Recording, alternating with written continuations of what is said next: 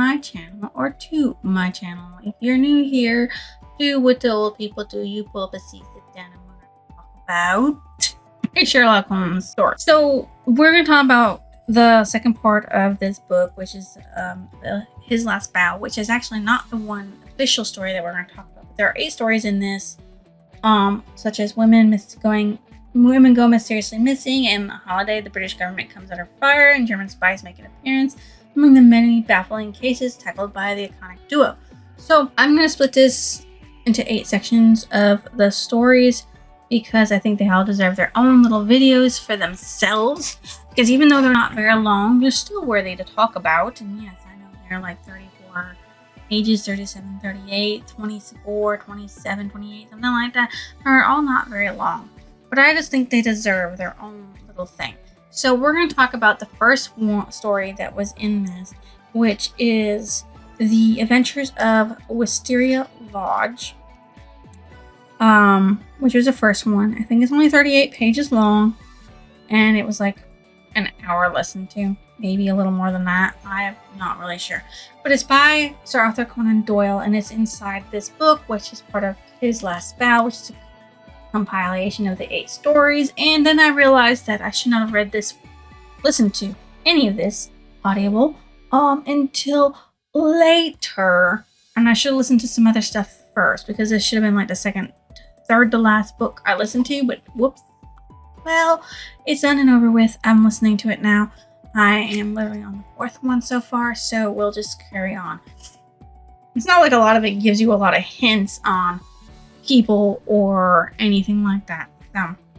Its series is Sherlock Holmes, of course.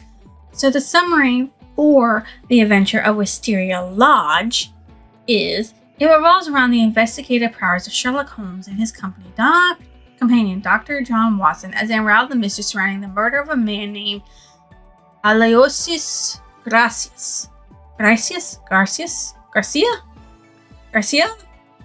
whose connections are steeped in intrigue and danger. So basically, Sherlock Holmes gets put on this by a man called John Scott Eccles, who gives him a wire, I guess, that says, "I've had the most peculiar encounter. Could you help me solve it?" And what this peculiar encounter is he met Garcia at Wisteria Lodge, dined with him and his 2 companions, went to go to sleep, was disturbed by Garcia saying, "Did you call for me?" And he's like, "No." Well, it's 1 a.m. in the morning. And then Eccles went to sleep, and when he woke up the next morning, there was literally nobody there. Bed was made like it never got slept in. The 2 assistants were also gone, the cook and the servant. And he's like, "I don't know what happened." And while he's there talking to Sherlock about this, you get Inspector Grunson, who comes up along with Inspector Baines, who are looking for Eccles to talk to him about the death of Aloysius Garcia, who they found with his head bashed in. He was very much unalive. So he was someone from Spain that was tracking down a killer, and he was given a note by an ally who he had always trusted to tell him where the bad guy was going to be, how to find him, and, obviously they wanted to unalive him, but he was unalived instead because it was a trap. Because they found out, the bad guys found out that Miss Burnett was not who she said she was, and that she was actually a traitor. She was Signora Victor Dorando. Her husband was unalived by the bad guy named Don Jean Morello, and thus she was with a group of people who also had unalived family members, because they all wanted to unalive. And they were traveling and keeping track of him through her, because she became the governess to his children in order to know his every movement and to leak the information to her group. So wherever they went, she leaked information. including there in London, where he was going to be during the day without his children. Because apparently he was on lockdown when he was with his kids and family, but not on lockdown when he was out and about. It was actually Lopez, who was called Lucas at that time, who sat there and found out that Miss Burnett was not who she says she was, because he found her writing the note, and so he sat there and stamped it and addressed it and sent it off, while binding her up and keeping her prisoner in her own room while torturing her to figure out everything she knew. But I guess she didn't talk because they didn't get any of the other group members, but they did dose her up. And when they went to move her, and that's how they got a hold of her, was because Inspector Baines and Inspector Grayson were on the lookout for it. So Inspector Baines, he made an arrest of an innocent man to make Don Juan de Murillo relax in his movements and be able to catch him, which they did. They were able to catch him and put him away. And it was actually found that one of the killers was startled Constable Walters, who does not have a head for investigation. Now, Don Juan Amarillo, aka the Tiger of San Pedro, also known as Mr. Henderson, he's the one who got people unalived by commanding others to do it, or he doing it himself. He was the one who had Alessio Garcias unalived, but I don't know if he did it or not. We know Lopez didn't do it, but we don't really know who did because it doesn't state it. But I feel bad for Senior Victor Dorando because her husband was unalived, and it was just because of political statements. And of course, Dr. John Watson is the one who is chronologing all of this, and it's like one of the very few ones that he said, I was trying to figure out what I should compose and compile, and this one is one that I can use. It was not the most exciting thing that happened, nor what he solved, that took forever to solve, but here it is. My favorite character was Senora Victor Dorando for her courage to be around the man responsible for her husband's death.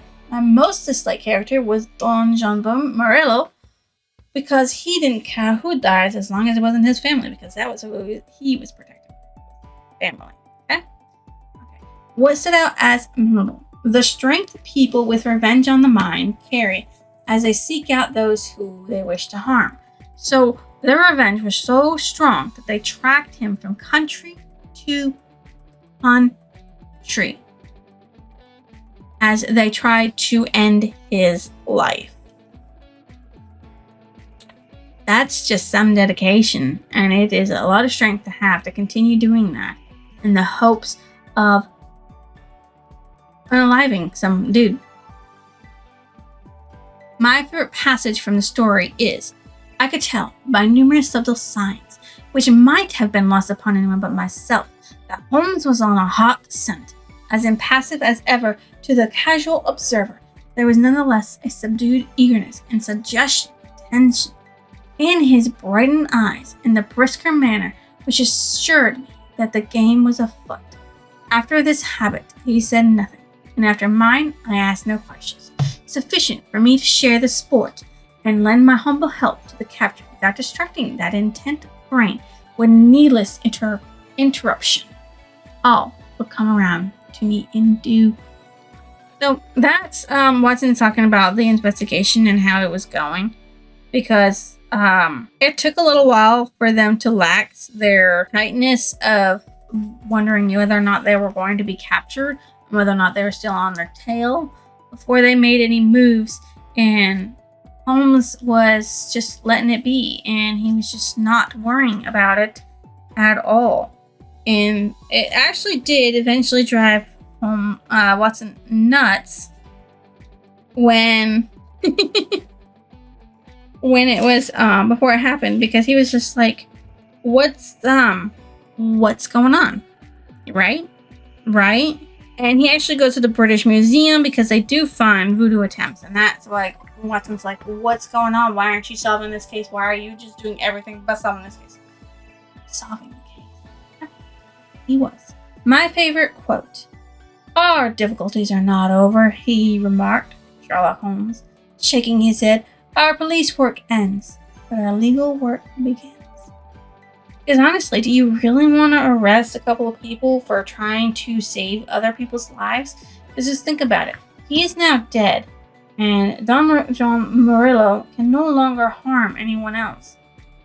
Yes, people died, but you can lay that defeat of Don Jean Murillo.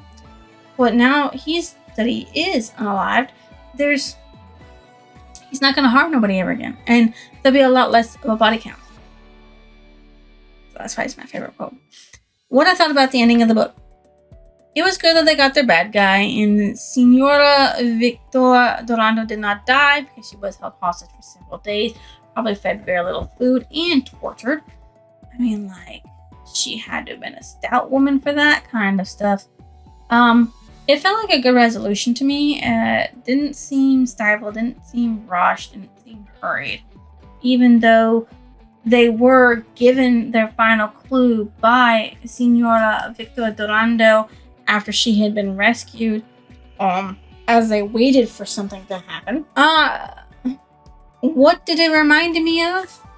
It reminded me of the other stories in the Sherlock Holmes series, and it also reminded me of Tante Conan, and how they have a lot of stories like that. Most of it is resolved in 30 minutes of a video, of a TV episode, and this is like an hour read.